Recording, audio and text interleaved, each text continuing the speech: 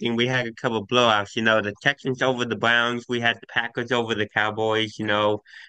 We had the Lions winning their first playoff game in 46 years. Am I right on that, Evan? You would 40, I think it was 32, but still long time. That's the big thing. Let's go with so we got some questions we're kind of gonna lay out to break this down. What was the biggest surprise? I think the biggest surprise right off the bat was the Houston Texans absolutely destroying the Browns. I picked them. If you look at our picks, by the way, PWTB for life on Instagram, go check that out. I picked the Texans. I had a last second feeling. I thought the Browns might win. And then last second, right before we turn in our picks, I got a feeling Texans at home. I think they got good momentum. After that Colts game, they're going to win. I did not think they were going to win by 31 points. I did not think they were going to pick off Flacco and take him to the house back to back times in like a matter of a minute. I did not think CJ Stroud was going to light it up. Yes, he missed that one throw that's being played over and over. But the Texans look absolutely legit, and I would be afraid if I'm Baltimore going in there right now. So biggest surprise would definitely be I would say the Texans, but overall CJ Stroud, how he performed in it. Keep in mind, a rookie quarterback in his first ever playoff game absolutely lit it up. The kid is the real deal. And the Texans have been, I've gotten on D'Amico Ryans a little bit. I have something against player coaches personally. Not because I think they're dumb. I think they know the game of football very well, but a coaching is just a entirely different, profession. Like, there's guys who've coached all their lives to become NFL head coaches. So, but so far coaching looks clean. Overall, Texans really surprised me how they kicked the crap out of the Browns. And I don't even think the Browns were playing that terrible. I just think the Texans look really, really good. But Jake, what was your biggest surprise? Yeah, my biggest surprise was the Houston Texans. But first of all, I want to talk about the Houston. First of all, I want to talk about CJ Stroud. I have a huge grudge against CJ Stroud. If he had hit Nico Collins for that deep touchdown pass, I would have won a lot of money. All right. So, Well, since you brought it up, we gotta get it on the record. What is a lot of money? man, CJ Stroud, I need CJ Stroud over 274 and a half passing yards. He got 274. 274, but how much money would you want? I will. I don't want to say as much. I don't want to say Okay. I don't want to say much money on air, but we're talking about a lot of money. But no, the biggest surprise I think this weekend was the Houston Texans. Picking off Joe. As you were talking about picking off Joe Flacco twice in the first half. Picking off him twice for two pick sixes in the first half. CJ Stroud played amazing. That he missed that one deep pass to Nico Collins. But other than that, I mean, he was sharp. And, you know, the Texans, they deserve to win this game. They were the better team. They Okay. obviously had the better quarterback. Go ahead. Oh, were you not done? Go ahead, Jake.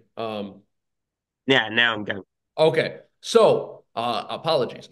Biggest fail would be the next one that I want to go over. And this one to me is close. I do have one I picked, but it's close. I think you have the Dolphins for sure in the running for this. You were the 2 seed. Then you go to Kansas City, but I'm not going to say it's the Dolphins just because of the weather. The weather was absolutely miserable. Does that excuse their defense giving up 26 points because the Chiefs were in the same weather? No, it does not. But I'm understanding to the offense a little bit because of the weather. The Cowboys are the biggest fail, hands down. I mean, we already talked about them, so I won't go too far into it. But you're the number 2 seed. You faced a team that barely made in the playoffs. Yes, they've looked a lot better. Yes, Jordan Love is playing like a top 10 quarterback, maybe even top five, you could argue. He had the best passer rating in the month of December.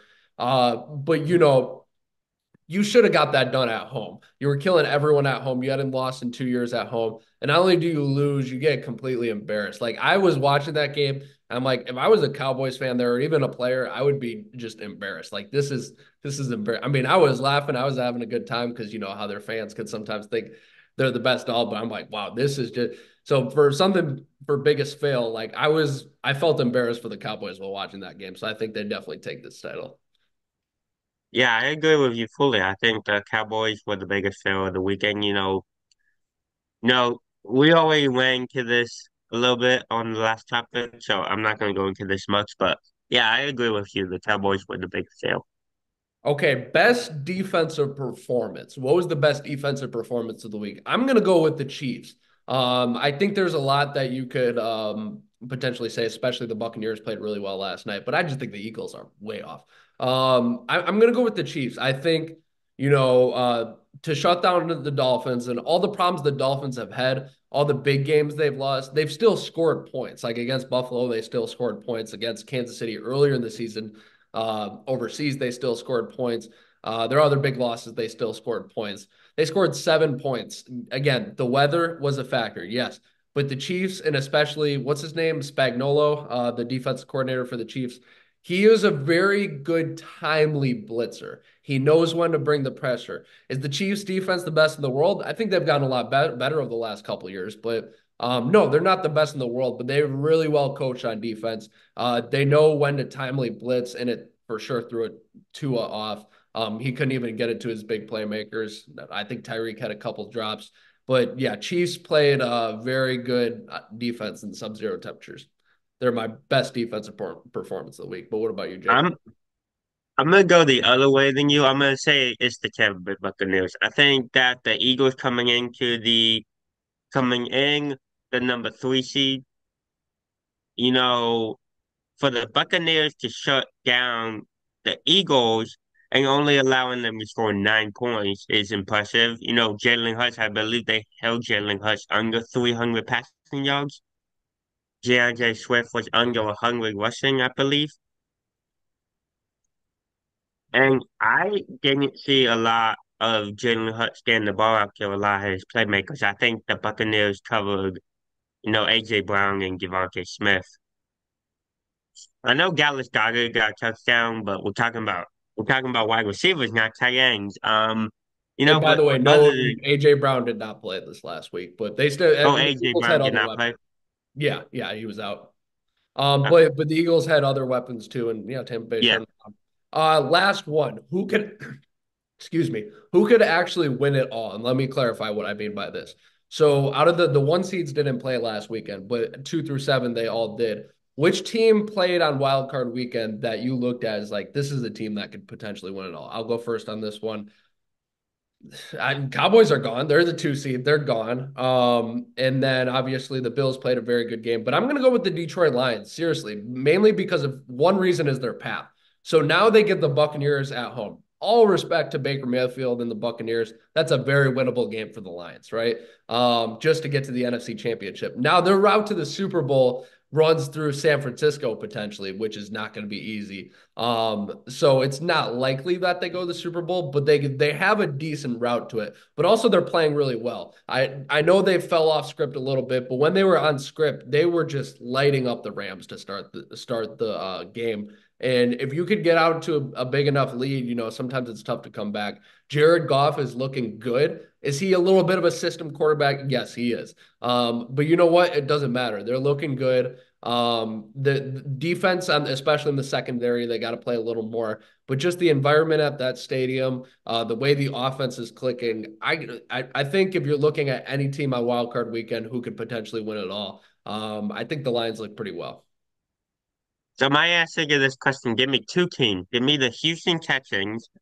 I believe if CJ Stroud stays on CJ Stroud level and he plays like he did, this past week against Cleveland, I feel like he could be Baltimore.